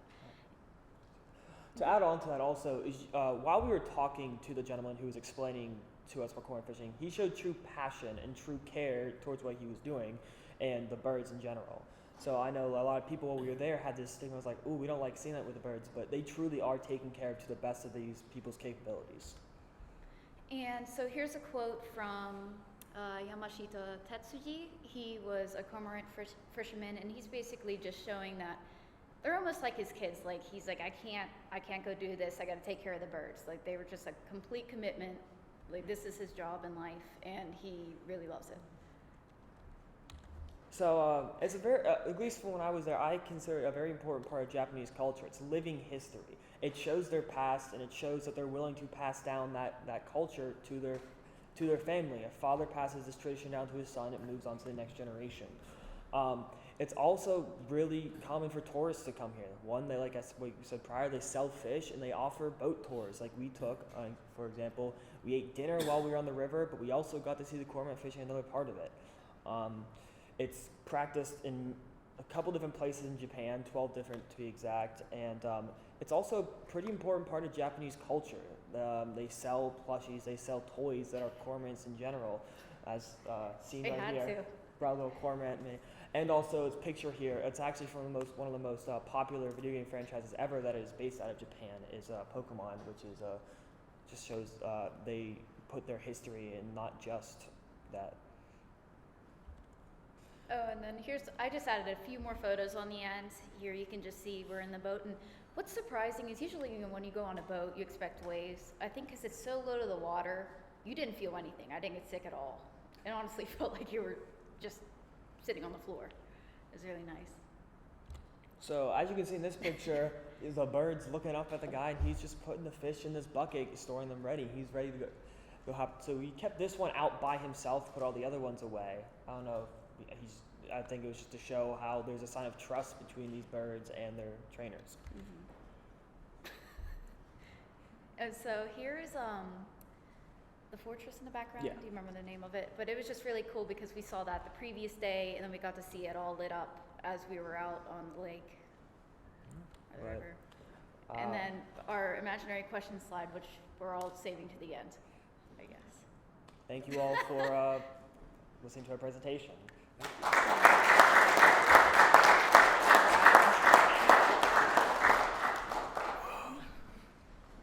Okay, and so I'm now channeling Teresa, who is talking about our expedition to Hiroshima. This summer, during our trip to Japan, we visited the city of Hiroshima. Throughout most of World War II until the year 1945, Hiroshima had one of Japan's main military bases. However, the United States of America destroyed most of Hiroshima on August 6, 1945. The U.S. dropped a nuclear bomb on Hiroshima, which resulted in the city being blown up, and hundreds of thousands of people were killed. The bombing of Hiroshima was the first time a nuclear weapon was ever used, and the results were devastating. To understand the devastation surrounding Hiroshima and to learn about the long-term impact it had on the Japanese people, we explored the Hiroshima Peace Memorial Museum and the Peace Memorial Park that surrounds it. It is important to mention that the Japanese people were able to rebuild Hiroshima after the bombing occurred, which is why the city still exists. The museum was a reminder that even though Hiroshima could be rebuilt, the lives that were lost could not be restored.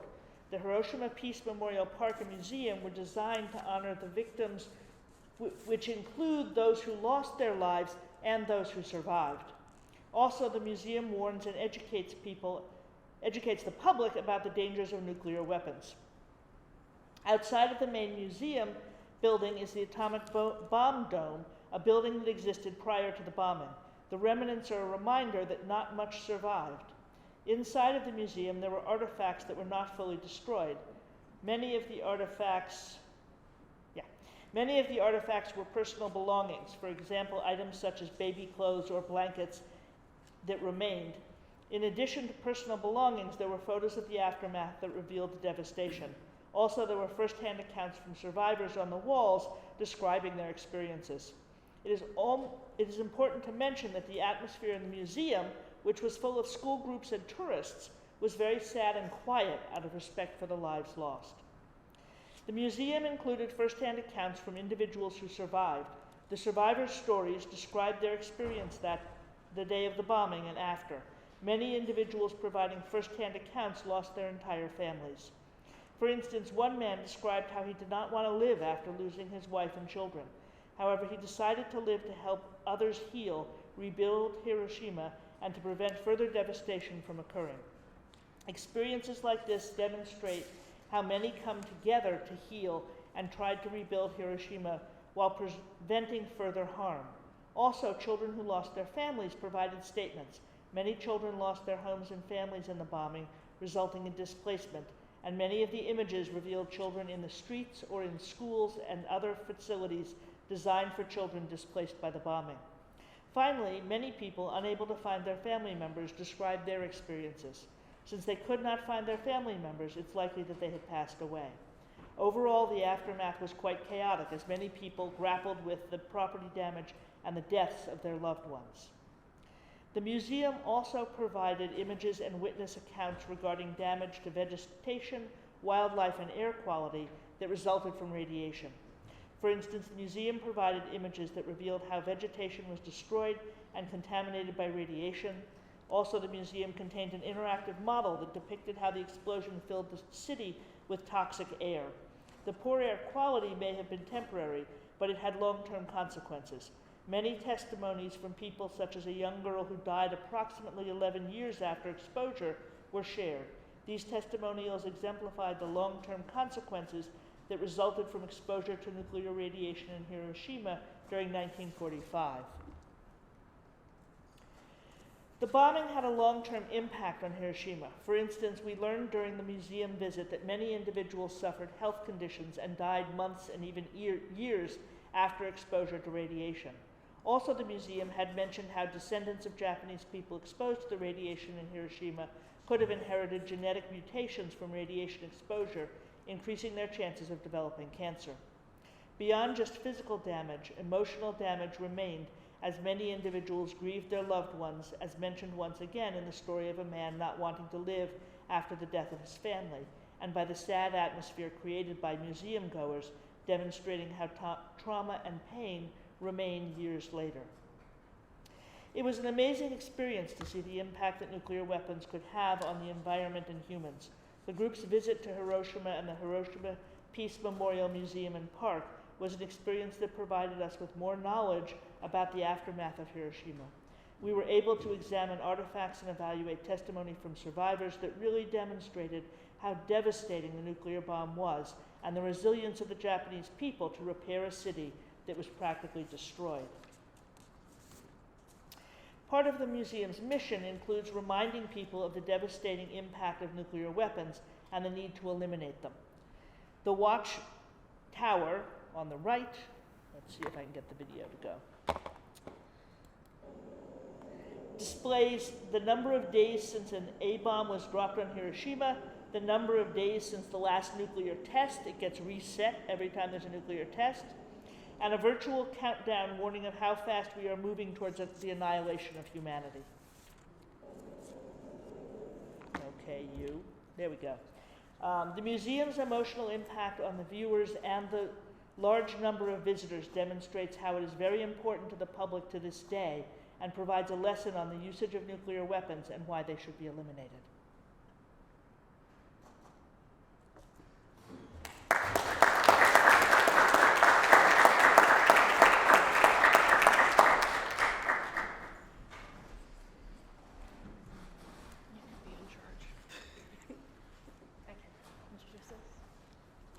Hi, everyone.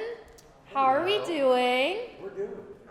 Great. All right, 2 more presentations. Let's get through this and have a great night.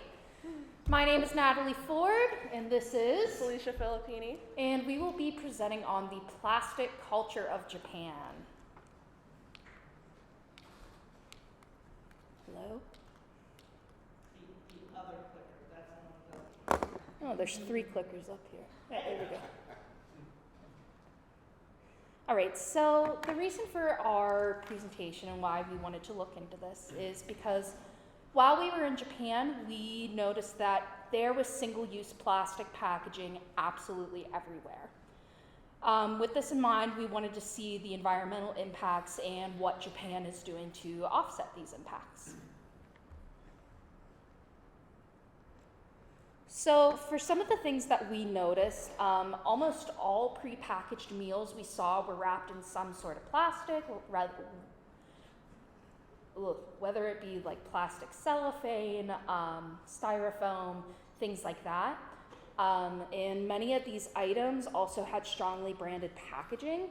So we have some examples, like that's a tea I bought with chopper from One Piece. Some different gummy bags that I've purchased. So we have like Snoopy, like different Snoopy ones, some Pokemon, and then the aliens from Toy Story. So as you can see, these are all different variations of plastic packaging. Very bold colors, very bold fonts, and the marketable characters make more people want to grab and buy it. So what does this say about their consumption of plastic?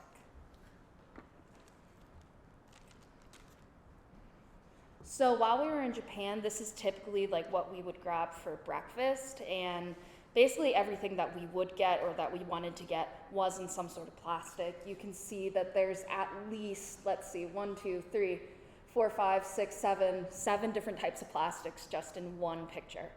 So where does that go? What happens to all of that? So some facts, global facts that we know about plastic disposal is that globally only 9% of plastics are properly and efficiently recycled. So this can mean that they are one-time use recycled, that they get recycled down to inferior goods such as like a plastic bag, or it can be recycled into, like polyester, fibers made out of plastics. We also know that 19% of plastic is incinerated, so this is a terrible, horrible thing. We're emitting carbon into the atmosphere. 50% ends up in landfills. These plastics leach off micro and macroplastics, which we ingest, our soil ingests, and they are very terrible for the overall impact of our health. And we also know that 22% evades waste management and ends up in unauthorized dump sites. So this is mainly littering, although we did not see a ton of littering in Japan, as Courtney will explain later. So as far as plastic consumption goes in Japan, their total plastic waste in 2021, the volume of plastic waste in Japan amounted to approximately 8.2 million tons. And another statistic we found was that the main field that produces this waste is packaging and containers. So that was basically our suspicions. So with statistics, that was confirmed. And the recycling rate for plastic packaging is only about 46.5%. To continue on with the consumption. Excuse me, you want to switch? Yes, can we switch? Thank you. So plastic waste is generated annually per person varies from 221 kilograms in the US and 114 in European countries to 69 on average for Japan and Korea, which is very small. Japan now ranks second in plastic waste emissions in the globe, which is just behind us, which tells you how much plastic we use, how much they use, how much we could be using less of. And in these... Oh, I'm sorry. In these pictures, we see some baked goods and some onigiris from the convenience stores, all of which are individually wrapped in single-use plastic. So with plastic shopping bags, there's a mandatory charge on plastic bags in all retail shops. Each bag has a charge of about 5 US cents. So you see most people carrying around totes or reusable bags, and every once in a while you see the plastic bags. So the strategy is effectively reducing the use of plastic shopping bags, but at the same time it isn't, because you can still have that option to get these bags, and just reducing the use of plastic bags doesn't reduce the use of all plastic, as we've seen with all these individual uses. So then some plastic packaging alternatives. So we have biodegradable and compostable. So the term biodegradable is a material's ability to decompose and revert to its natural state. Materials used in packaging must degrade entirely and transform into natural elements within a short period following disposal, which is usually about a year or less. Washi is a Japanese paper usually made from the fibers of the Hanoi tree and the Mitsumata shrub. You can usually find them in traditional crafts, while it can also be used for sustainable packaging. There are already those using it for fashion as well. These are easily biodegradable. and it's a highly attractive form as a plastic alternative. Some beverage brands in Japan also still use glass bottles, and then they get recycled and they get used again as other glass bottles. So compostable packaging is, it needs certain composting conditions, whereas biodegradable materials are made to decompose in landfills.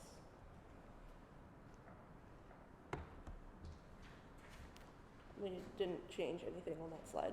Yeah. You can Thank get you. it.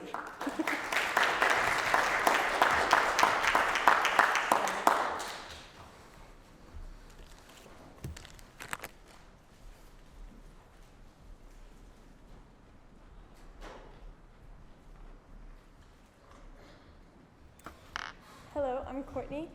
I'm going to talk more positively about ways that Japan has found to manage all of their waste and how they can use it for good instead of letting it sit.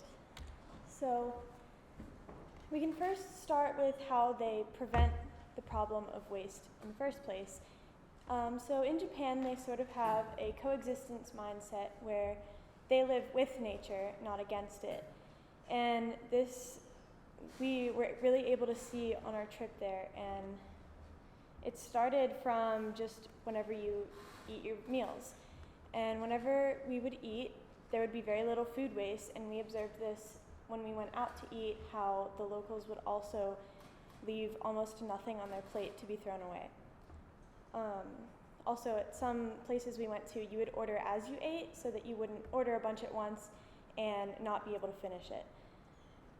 So we had to carry our trash around with us most times because they have very little garbage cans in the cities, and it was actually shocking to see how little littering there was on the grounds compared to cities in the US, even though they did not have garbage cans there. So this kind of goes back to how they live with nature, they care about their land.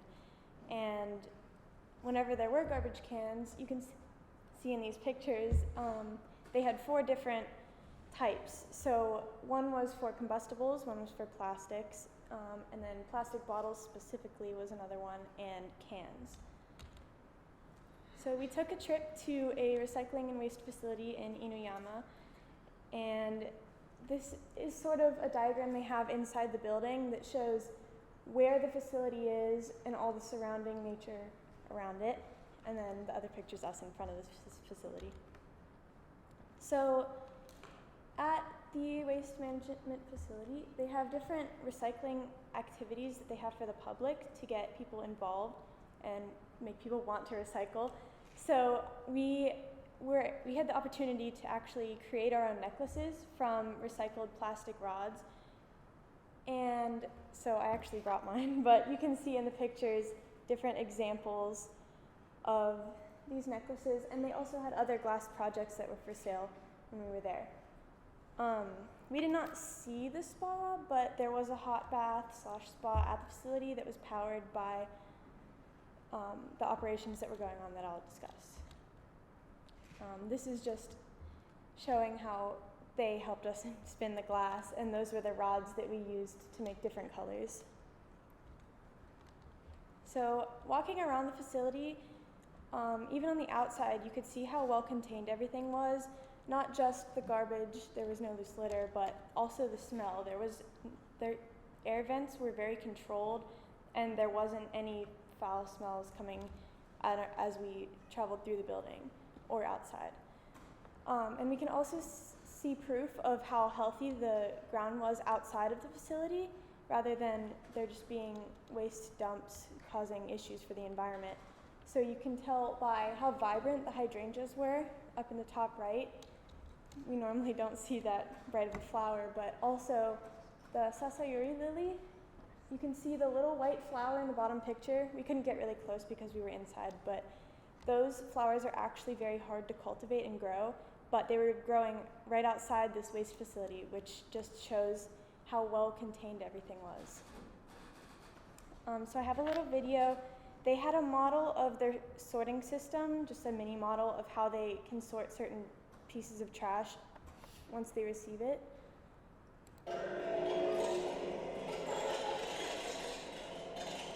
So he dumped in cans and bottles, and through magnets in the machine, it would pull plastic bottles toward the end and keep cans and other metal objects and sort them into their own containers. So they have like a bigger version of that for all of the trash that they collect.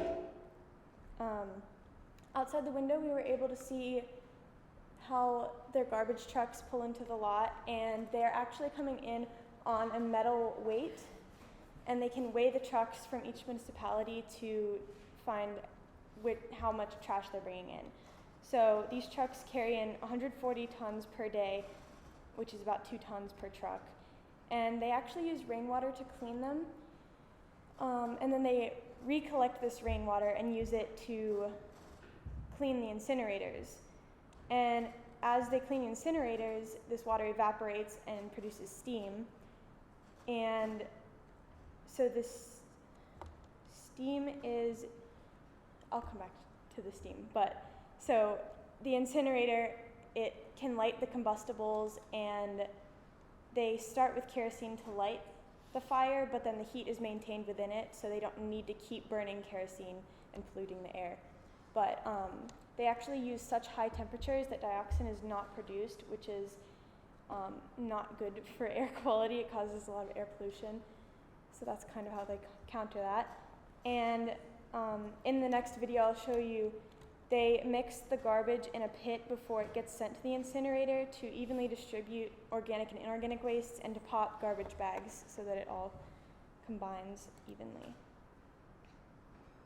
So they pick it up with this big claw and they lift it to a certain height, and once it drops, it all scatters, you'll see.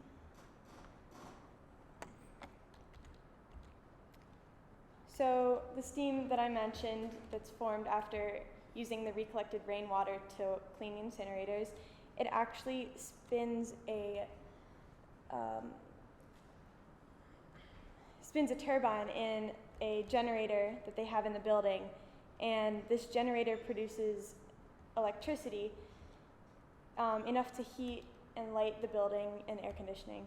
So in total, they produce 2,500 kilowatts of energy, and the building itself uses about 1,000 kilowatts. So they actually can sell the extra energy to nearby electric companies and nearby buildings. So they have 3 chambers, which are the machines that use the steam to spin turbines and generate electricity. So they have 3, and each one produces 1,000 kilowatts of energy, sorry. And on the left is a little graphic of how they kind of show that the steam is turning the engine that's creating the electricity. So why is this important? Well, it's very important to learn from others, and having an opportunity to go almost halfway across the world and see how they can handle problems that are affecting us here is very important. We can see how they prevent these things and how they organize their areas to best take care of these issues. Proper disposal is very important for a healthier environment overall for everyone, not just us, but nature as well. And having ways and learning from others can make us more efficient with our energy and in our society. So we can kind of learn from their coexistence with nature and work with it rather than against it. Questions are for later, but thank you.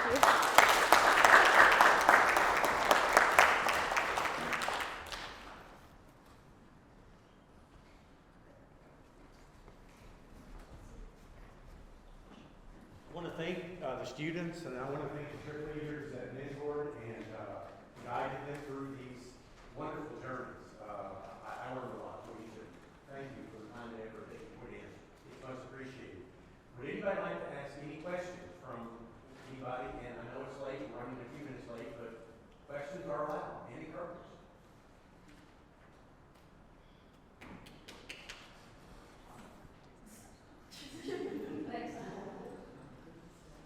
Everybody satisfied?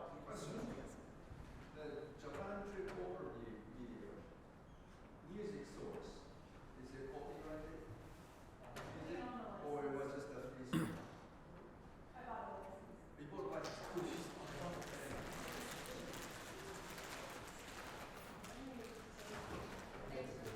Could we get a group picture with everybody together, please, before we go our separate ways? Is it okay? You guys mind? Big group picture, do you mind?